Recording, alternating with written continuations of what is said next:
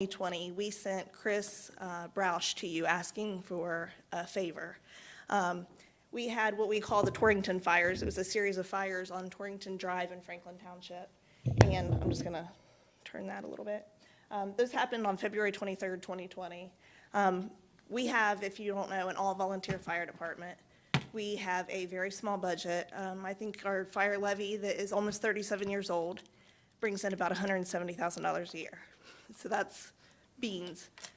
So we really struggle with our fire department.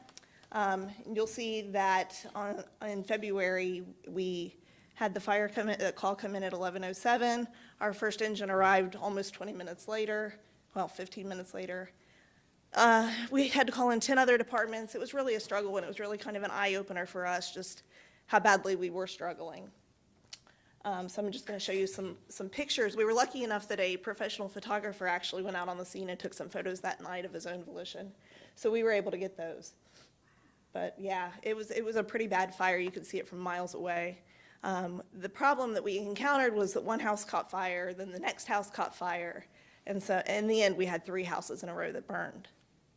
I'll let Chief Hannigan, we were actually very fortunate. A few years ago, we got Chief Hannigan from the city of Lebanon. He had retired after serving 30 years there. And he came to us to Franklin Township. So we're very fortunate to have him, and I'll let him talk a little bit about the actual fires or any questions you have about that, or any questions you might have about the water situation out there. But the gist of the whole thing was that about 50% of our townships on well water, this subdivision being one of them. So there was no fire hydrants. So we called in 10 different departments asking for help and asking for water. And like I said, I'll let Chief Hannigan talk about the fires a little more. Go ahead, Chief. Morning, Chief. Morning. It's a struggle. Again, for me, it's quite a change to go to the township where I picked up a railroad and interstate and places with no fire hydrants after leaving the city of Lebanon where I had fire hydrants every 300 feet. Torrington was quite a challenge in that, it brought to light how far we had to go for water. So the Torrington subdivision sits just a little bit east of Franklin Madison, which is the Warren Butler line. To go for water, we would have to go back into the city of Franklin to the Atlas Roofing, so just right back at the river, or we had to go to Post Town School in Madison Township. They're pretty close to Route 4. It's over 2 miles to get back to Atlas Roofing, about 1.5 miles to get to, and I know, in the business world, they talk about time is money. Time is water for me. I need water, and I need a lot of it. We were able to talk to Mr. Broush, and the county has a well field right there on Franklin Trenton Road, and asked if there would be any way that the fire hydrants that are on the property could be extended outside the gate. And we worked through that. He came to you, got permission to do it, and now we have a fire hydrant that sits within 1 mile of, within a 1/2 mile of Torrington. Not that Torrington is a trouble spot, but just now there's a hydrant instead of having to go from Castlebrook back to Atlas Roofing 2 some miles. I have to go 1/2 mile to get water, and I got good water. So we're just here this morning to thank you to allow Mr. Broush and his staff to put that fire hydrant in for us to give us some water close by. So. And I told you that our fire budget is very small. It's $170,000 is what our levy brings in, and our levy is old, not for lack of trying, but our residents haven't been willing to pass a levy. But I told you that to tell you that this was a $45,000 project for you, and that's huge for us. That is just monumental, and we can't thank you enough. We recently had another fire in Castlebrook, and how many times did you use that fire fill station? Again, we had 10 different fire departments in for tankers, and very honestly, the fire was right at Castlebrook and Franklin Trenton, so a fire engine could come from the west, go to the county hydrant, come back, go to Post Town, So it worked out very well, but again, we used a substantial amount of water. Yeah. So this thing that you did for us and that the sewer and water department did, we just really can't thank you enough. I've got a little timeline on there, how quickly Mr. Broush got on all of it and got it done for us, and it was just absolutely amazing. I mean, 3 days after these fires happened, he was in our meeting with us and our trustees at 7 o'clock at night in the cold winter, miserable. But we just really, really can't tell you what a great job he did, him and his staff, and we just really appreciate you allowing them to do that for us. So You're that's making all. him blush. We like to pick on him sometimes, but yes, he does a great job, He and does. we appreciate what he did.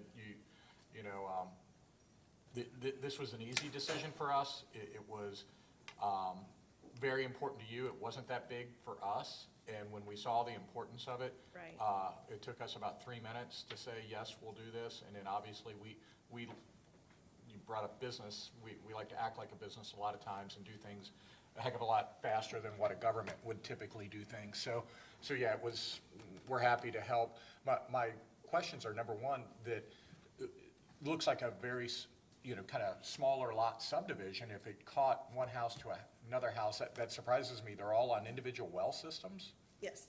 I think Chief Hannigan can tell you that the backyard of one of those houses played a part in this. They had quite the playground in their backyard. You wanna elaborate? The fire on Torrington probably was the envy of the neighborhood in that it had the cabana, the swimming pool, the basketball court, the tennis court, you name it, it had it. And the fire started somewhere near the cabana and got in, burned his house up, burned the neighbor's house. Honestly, at the end, there were 4 houses, 2 total, 2 others with damage. That subdivision was built at a time where lot sizes were smaller, so those houses are basically Row houses. on top of one another. The rest of the Castlebrook subdivision, the rest of the subdivisions over there, there's more space between the houses. That's a subdivision that was developed in 1960, so. So now with the new hydrant, you'll actually run a line from that hydrant into that neighborhood if there's a future fire? No, sir. How will you do this? That hydrant is a raw water hydrant, so it's untreated water. It's not drinkable, it's not potable water. So that hydrant will just be there. We will just run our tanker trucks to that hydrant, Okay, fill so them you'll up. fill a tanker truck or a pumper or whatever's on that, and then they'll take it into the, They'll drive it back to the scene, unload it, go someplace else. As the night on the second, on the Castlebrook fire, it worked that the trucks could just pass each other rather than be, one could go to be unload, then go to Post Town, another one could be coming from Post Town, unload, go to the county hydrant, turn around and just keep going back and forth. so your plan all along was to take trucks with the capacity to take water from some other source and come into this neighborhood. That's, And this, you've just cut down your drive time. that's exactly what we did, Okay. thanks to you. All right, thank you. Well, we certainly appreciate you coming today and thanking us for, as our president said, it was a small matter for us, but we're glad that Chris is always very helpful to us too. The other thing that I would suggest, not that I know a lot about politics, but that presentation you did right there, you should do that for a fire levy. You should put those pictures up and say, this could be your house. We haven't increased our levy since the 19 whatevers, and this can be your house next. And for blank more per year, you can ensure the safety, or increase the safety of your community or whatever. Right, it's amazing. Our residents pay about $22 a year for fire service. I just wonder what their insurance rates are there. I imagine that the insurance in Well, that water. community is much higher than others, given. Well, this particular area, oddly enough, is also in a flood zone, so they're impacted with flood insurance as well that's been Yeah. forced on them. This is, I think a community conversation, about their needs of this community is, We did have a fire levy on the ballot in 2015, and then again in 2018, both were defeated. But as Chief said, we just recently had another fire where we were able to utilize the fill station And that has got some conversations started, and we actually just this week scheduled a coffee with the chief, because I can see those people in that community are starting to tag me on Facebook and starting to ask questions, and I think the realization is hitting, like, boom, we had this fire, and then just a year later, boom, we had this fire, you know? Yeah. So, I'm hoping that that conversation, since they're starting it, that there'll be more, I remember reading about the fire, and certainly when Chris came, you know, and so intellectually you sort of understand, okay, yeah, we have these wells, we can do something to assist, but seeing those photographs, you know, makes it's impactful. the hairs stand up on my skin, and you know, that would be really concerning to me, that the community is not invested in the infrastructure in a way to prevent tragedy, and in this instance, you're talking about property. But I'm sure in your career, that's the least of your concerns. So thank you for being here, and thanks to Chris and his leadership for bringing it to us, because I'm glad we were able to give an assist. We appreciate it. Thank you. Yeah, but definitely your trustees, I would be, you know, whatever help we could do with assisting in, you know, a public campaign that, yeah, again, all the communities in Warren County have changed recently. They're more urban, more people, the growth. We're not the same place, and to pay Right, right. $22 a year. Yeah, it's unbelievable.